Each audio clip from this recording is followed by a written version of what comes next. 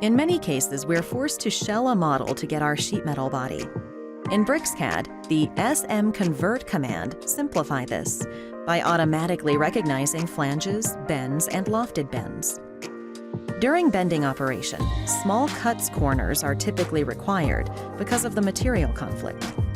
The SM Relief Create tool automatically creates reliefs on hard edges, bends, and corners for the entire model. To make the model unfoldable, some edges need to be converted to junctions. Use a window or 1x1 selection method to choose necessary edges.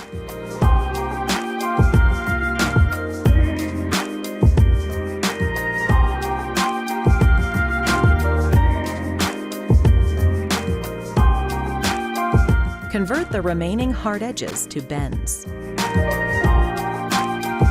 Now it's time to generate the unfolded representation with manufacturing information. The unfolded representation of the model can be placed near the initial model.